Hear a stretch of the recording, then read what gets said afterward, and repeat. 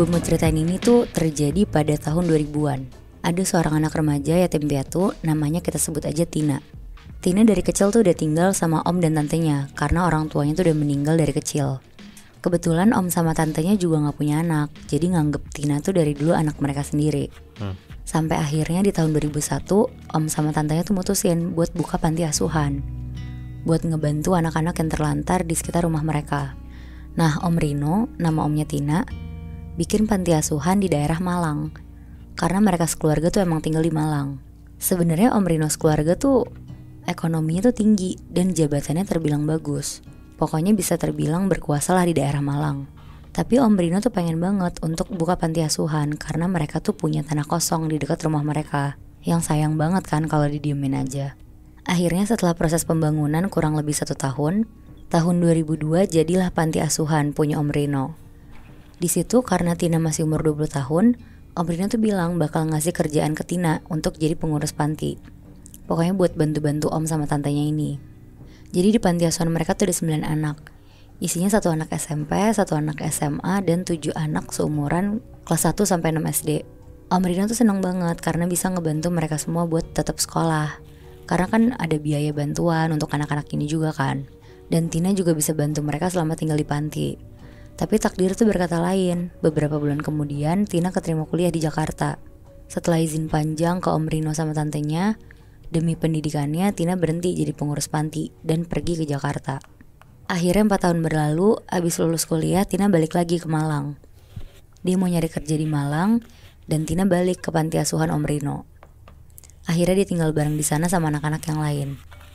Tina seneng banget karena 4 tahun dia ninggalin panti ini tuh gak ada perubahan sama sekali. Anak-anak panti juga semuanya masih ngenalin Tina dan bahkan kangen banget sama Tina. Tina pun ditawarin lagi sama Om Rino buat jadi pengurus panti lagi. Dan itu setuju karena Tina juga sayang sama peduli sama anak-anak panti di situ. Jadi pantinya tuh ada 2 lantai. 1 lantai itu ada 4 kamar, totalnya 8 kamar. Anak-anak panti juga sekarang totalnya udah nambah jadi 20 anak. Udah lebih banyak dari 4 tahun lalu yang cuma ada 9 anak. Jadi 1 kamar tuh isinya 4 anak. Karena 1 kamar lagi tuh untuk Tina.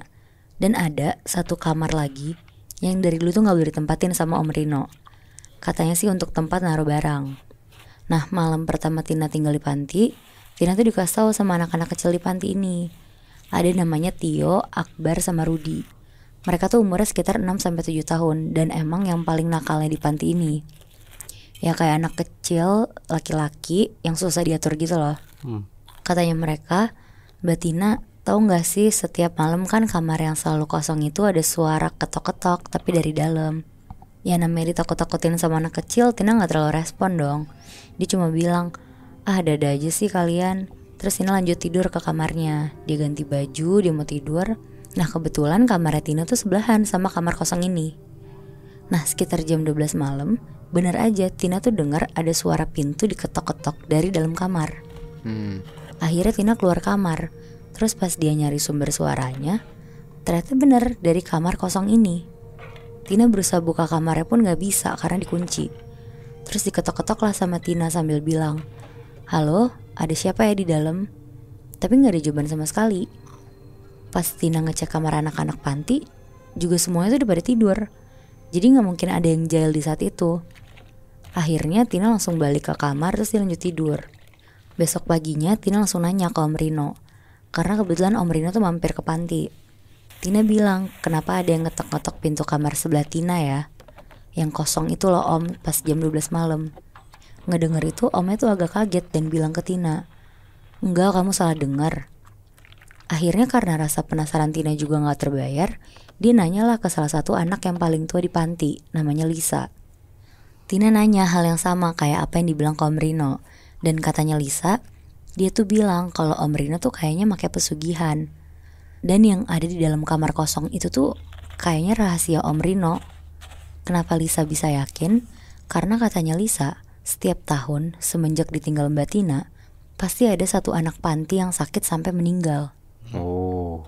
Dengar hal itu tuh Tina kaget banget. Soalnya dia tuh juga gak pernah dikasih kabar sama om dan tantenya kalau misalkan ada anak panti yang meninggal juga. Akhirnya Tina jalan ke kamar sambil kebingungan. Karena dia tuh mikir, dia kan dari kecil tinggal sama mereka. Dan mereka juga udah termasuk orang tuanya juga kan. Dia yakin lah kalau mereka tuh gak akan nyentuh hal kayak gitu, apalagi untuk panti asuhan.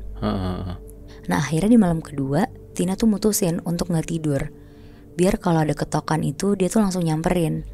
Tapi kali ini dia tuh ngajak Lisa, dan untungnya Lisa tuh juga mau. Tina sama Lisa tuh nunggu di kamarnya Tina sampai jam 12. Nah pas banget udah jam 12, ketokan itu tuh ada lagi. Akhirnya mereka berdua langsung lari ke pintu kamar itu. Tapi kali ini Tina tuh mutusin buat dobrak kamar itu. Karena dia mikir kan gak ada Om Rino juga di panti itu. Nah pas Tina lagi dobrak, tiba-tiba ada suara anak kecil teriak kenceng banget. Ternyata itu tuh Akbar. Dia bilang kalau Tio di kamar tuh kayak bukan Tio. Pas disamperin sama mereka, Tio tuh udah tiduran di lantai, badannya kejang-kejang, mulutnya tuh ngeluarin busa, sambil nunjuk-nunjuk di belakang pintu kamarnya.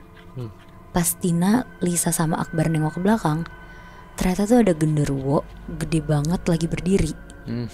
Terus genderuwo itu tuh jalan ke badannya Tio dan masuk ke dalam badannya Tio. Gak lama Tio pingsan dan Tina langsung nelfon Om Rino. Tapi di situ tuh Om Rino nggak bisa telepon, nomornya tuh nggak aktif karena pada tahun itu kan juga belum ada aplikasi Gojek kan buat mesen. Jadi mereka semua tuh anak-anak panti berdoa doang buat Tio, sambil diangkat badannya ke kasur, didoa-doain, sambil nelfonin Om Rino berkali-kali. Tapi 2 jam kemudian Tio tuh meninggal. Ya Allah. Ya ampun. Nah besokannya Tina yang gak bisa tidur, dia tuh nungguin Om Rino untuk datang ke panti. Dan bener aja Om Rino tuh datang sekitar jam 10 pagi. Tina bilang kalau Tio tuh udah gak ada. Tapi tanpa kaget atau apa, Om Rino tuh kayak udah nyiapin pemakaman di halaman belakang panti Moibi. Om Rino tuh juga udah datang sama Ustadz di situ untuk bantuin makamin Tio. Yang mandiin pun Om Rino sendiri. Semua anak panti tuh di situ nangis-nangis ngeliat Tio udah nggak ada. Nah, yang kesel di situ tuh cuma Tina sama Lisa, karena cuma mereka yang sebenarnya tahu kalau ini tuh kejadian disengaja. Akhirnya setelah pemakaman, Tina langsung nyamperin Om Rino.